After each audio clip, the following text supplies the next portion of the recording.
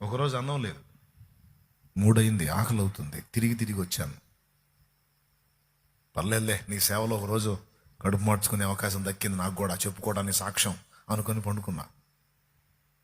బాగా ఆకలి ఎక్కువైతే తలనొప్పి వచ్చింది. ఆ కండిషన్లో నేనుంటే ఒక తమ్ముడు వచ్చాడు, అన్న సెంటర్కి పోదాం, టీ తాగుదాం అన్నాడు. ఆ టీ కోసం ఇప్పుడు ఆడదాకా పోయి రావాలా, వద్దులే నాయన అని, వెళ్దా నువ్వు తాగిరా నాయన అన్నారా అన్న. కొత్తగా వస్తున్నాడు, ముస్లిం సోదరుడు, మళ్ళీ వెళ్ళకపోతే ఫీల్ అవుతాడేమో, తలనొప్పి పడుతుంది. పోయా, ఆత్మ కోసం, ఆకలి కోసం కాదు, ఆత్మ కోసం పోయా. కూర్చోబెట్టి టీ చెప్పట్లా, ఓ తప్పం ఏదో రకరకాలు చెప్పాడు, 4-5 రకాలు. తమ్ముడు నువ్వు టీ అన్నావు, ఇవన్నీ ఏంది? నా ఫీలింగ్ ఏంది, నా దగ్గర డబ్బులు లేవు.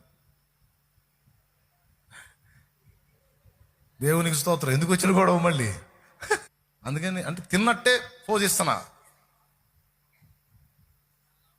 ఆ లోపల కావాలి. ఆ తమ్ముడు అన్న తిన్నాను, ఆర్డర్ చేశాను అన్న, తినకపోతే బాధపడతాను. భలేవాడి తమ్ముడు, ఏంది అన్న, నువ్వు మనీ గురించి ఆలోచించొద్దు, నా దగ్గర ఉన్నాయి, నేను ఆల్రెడీ కట్టడానికి సిద్ధంగా ఉన్నాను అన్న. ఆ తమ్ముడు, నేను నీకు తినిపించాలి, నువ్వు నాకు తినిపించడం నా ఏందన్నా, చేయకూడదా తమ్ముడుగా, నేను నీకు చేయకూడదా అన్నాడు. ఇంకెక్కువ ఫీల్ అయ్యేటట్టున్నాడు. వద్దునాన్న, మళ్ళీ నీ ఆత్మ భంగపడిద్ది, వద్దునైనా తింటానని. అయినా నాకు ఎందుకు ఇట్లా ఆలోచన వచ్చింది, ఎప్పుడు చేయలేదు కదా నువ్వు అన్నా. అప్పుడు ఆ తమ్ముడు చెప్తున్నాను, నేను తిని పండుకున్నాను అన్న, చెట్టు కింద మంచం వేసుకొని పండుకున్నాను. దేవుడు నాతో మాట్లాడుతున్నట్టు అనిపించింది, నువ్వు వెళ్ళి నా దాసుని హోటల్కి తీసుకొని వెళ్ళు, తినిపించు అని.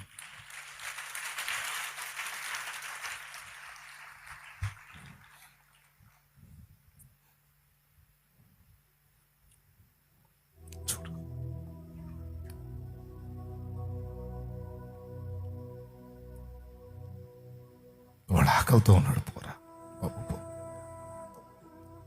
వాడు ఆకలితో ఉన్నాడు, పో. వాడు ఆకలి కొండలేడు.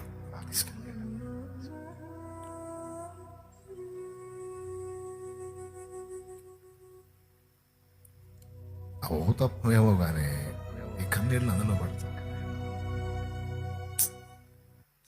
మా అమ్మకు తెలియదయ్యా నాకు ఆకలిగా ఉందని, మా నాన్నకు తెలియదయ్యా నాకు ఆకలి అవుతుందని, నా భార్యకు కూడా అర్థం కాదు.